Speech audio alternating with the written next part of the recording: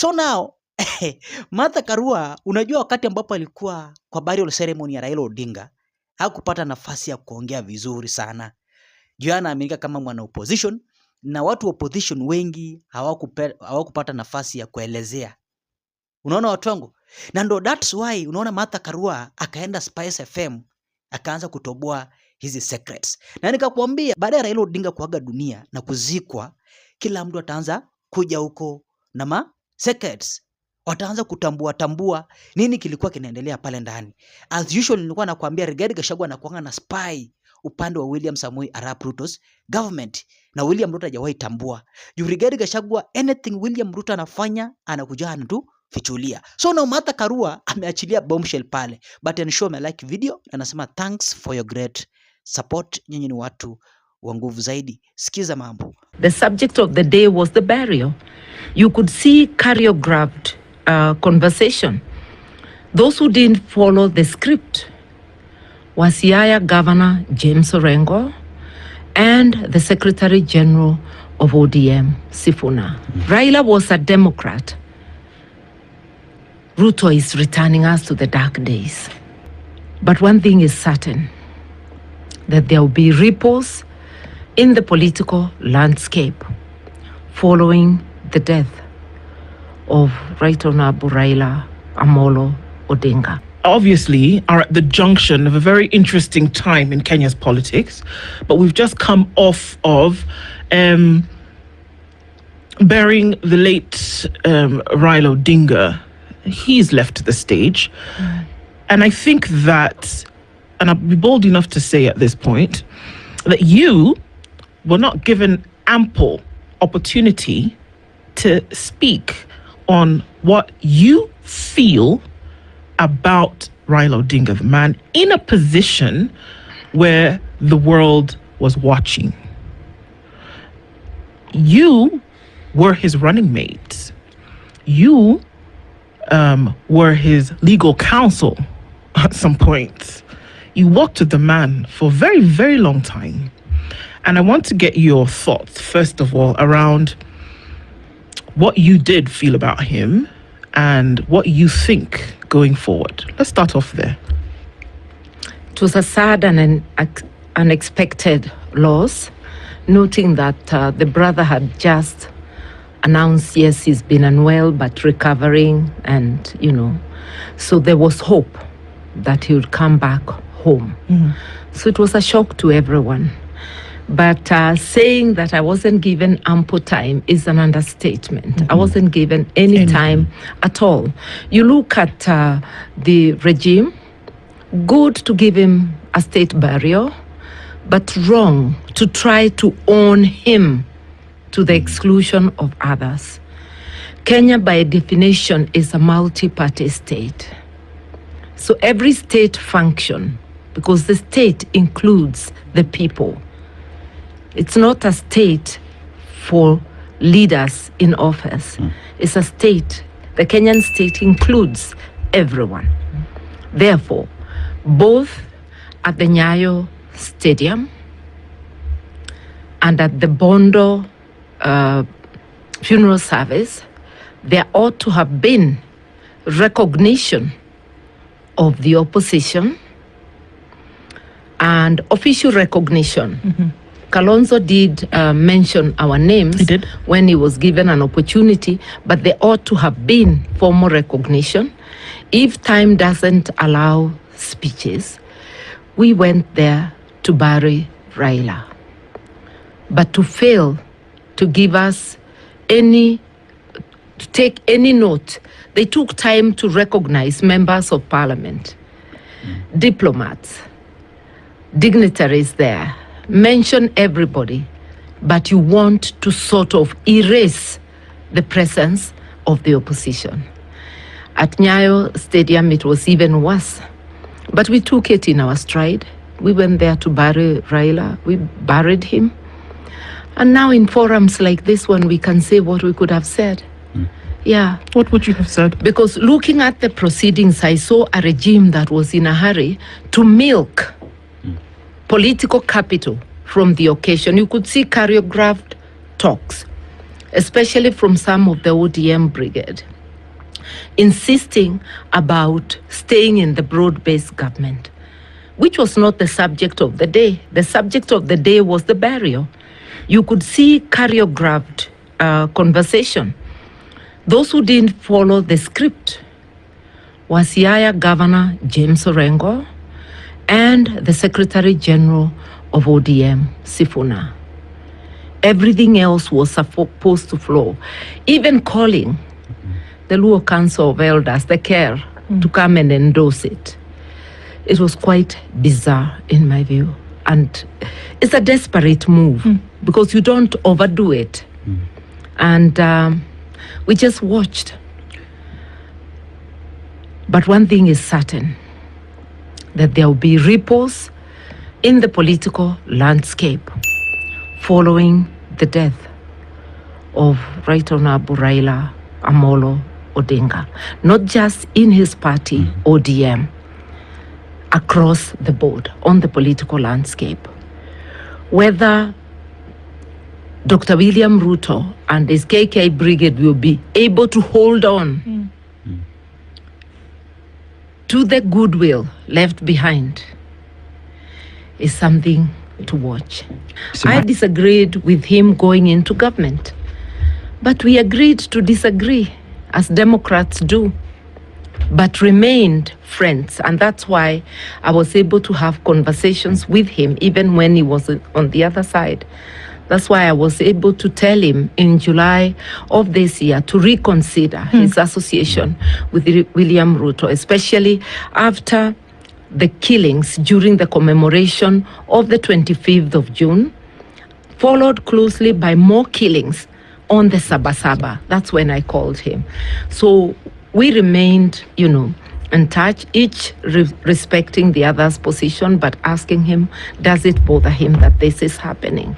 I'm curious, Martha. Yeah. When you did have a conversation with him, what did he say? And I'm asking this because the last couple of days, everybody has told us about, well, Raila said this, Raila told me, when we were together, he said this.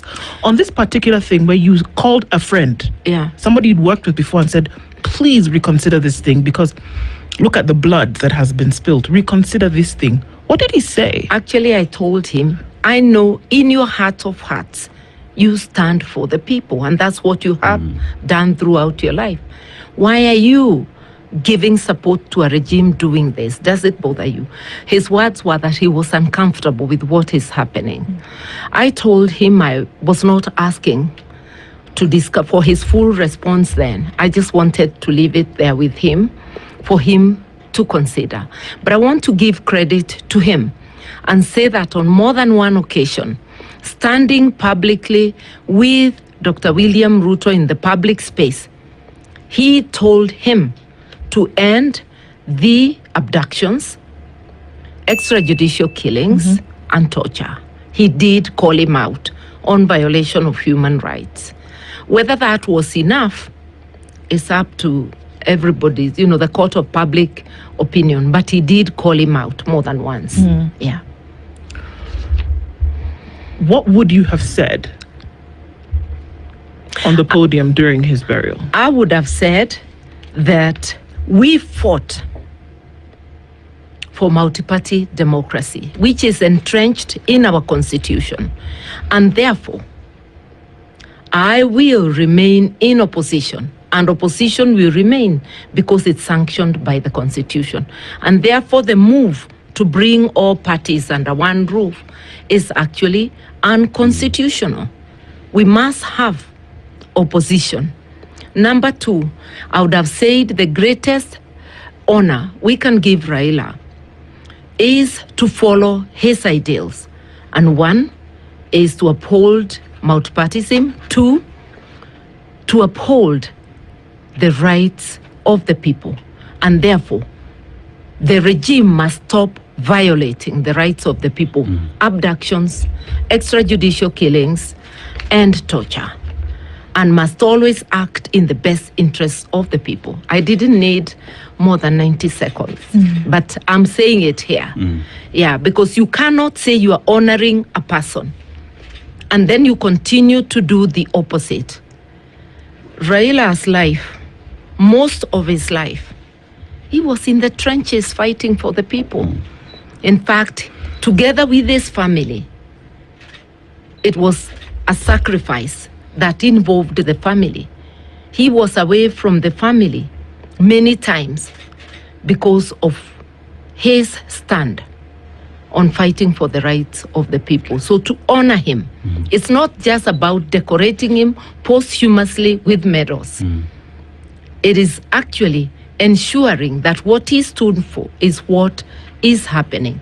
And we have it embodied in our 2010 Constitution. So let us not have empty words. That's what I would tell Dr. William Ruto, even from the Spice Room. Do what is right. Look at these bills he signed. On the morning, the news of Raila's passing came. He didn't stop for a moment of silence. He quickly signed the bills, knowing very well that they would not be discussed. What would dominate the airwaves is the death of Raila. But Kenyans are going to pick it, and it's beginning to be discussed because all these bills are oppressive. Raila was a Democrat. Ruto is returning us to the dark days. Sending my condolences to the family of our fallen hero, Raila Amolo Odinga, and also to the party fraternity across the country, and also Kenyans and all Africans, and indeed the entire world, for passing of a renowned hero in Raila Amolo Odinga. And Trevor, as you know, that I had a lot of difficulties making a decision to come to this interview because I am still mourning, just like many other leaders within ODM. But I decided to come because, as you know, that today we were celebrating Masuja Day. And the celebration this year centered around a hero in the name of Raila Amolo Odinga. So that compelled me to come and say one or two things about the hero in Raila Amolo Odinga. But we are still mourning. It's been very difficult for most of us. What happened was so quick. We were not expecting. I personally was among the many people who spoke to him, actually a day before his death. And I know so many of other people within the party and outside the party spoke to him as well. We were not expecting this. Baba was in very high spirit. And on 2nd of October this year, he sat at Serena Hotel, I think entire afternoon up to late in the evening, and the people were coming to see him. He was summoning people to see him. And I was in the Senate, and he called me and asked me to see him at Serena. So when I went in there, we talked a number of things about the politics, about the party, and he was in high spirits. He opened up and said he was doing so well, and that very soon we were going to embark on a very, very serious party strengthening program. I do not want to venture so much in some of the specific things that we discussed, because, as I said, we are still mourning.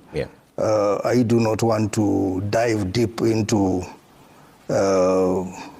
very complex political issues, but a lot of things. Baba is one politician who likes keeping cards close to his chest. But that day I had a feeling that he opened up on many issues. And after that, after our meeting, I went home. I drove home. And when I reached home, I saw so many missed calls from Gladys Wanga and the PA to Gladys Wanga. So I called back, and Gladys told me, make sure you come to Serena. Come back to Serena. Okay. Come back, Mzee is waiting for you. That was after you left. After I summoned left, back again. I was summoned back. So with the traffic from Karen to town, Yeah. it was hectic. At some point, I almost thought of getting a boda to try and rush there. But we managed to reach there, and we found that Baba was waiting. Seated in the room, we had Gladys Wanga, we had Rosa Buyu, we had Junet Mohammed, and we had our finance director, Kawino. So the meeting now started when I joined them, and Baba said that he is fine, but he would want to travel out of the country for more medical checkups. And that, you know, at that point, we were at the point of finalizing our preparation of ODM at 20. And a lot of logistics had been done, communication had been done.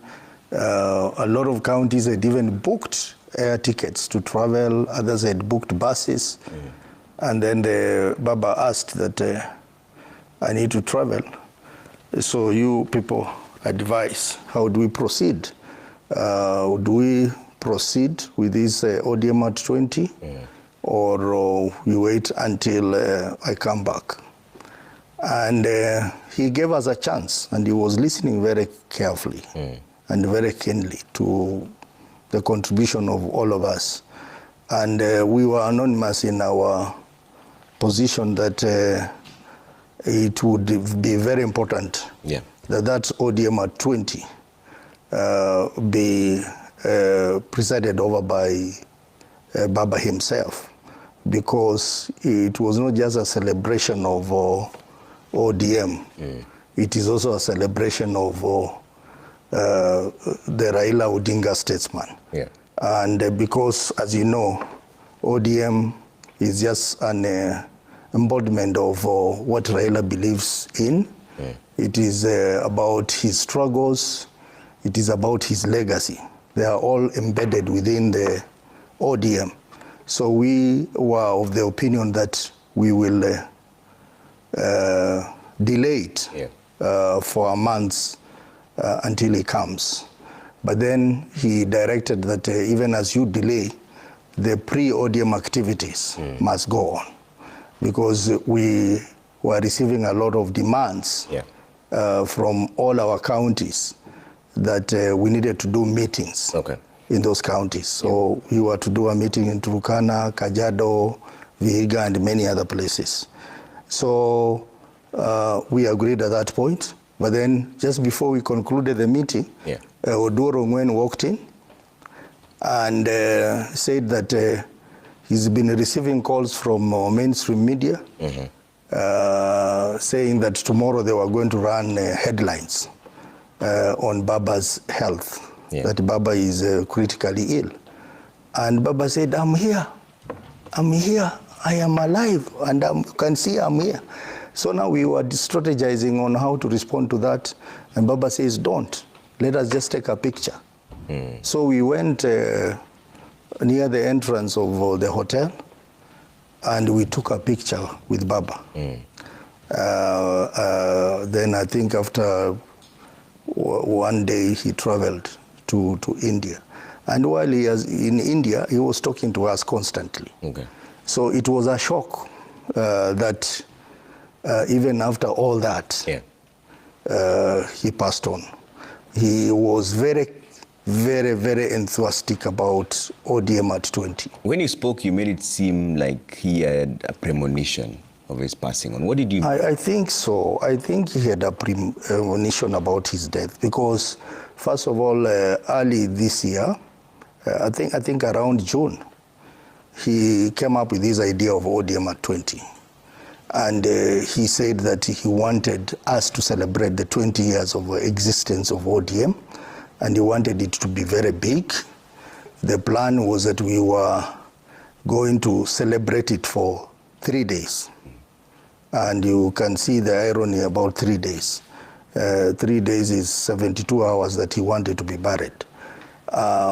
So we chose on Mombasa, being the gateway to Kenya, and being the one of our strongest strongholds. And Baba's plan was that we were going to invite all the people who are passed through the ODM system, including, as you know, all these top leaders went through ODM.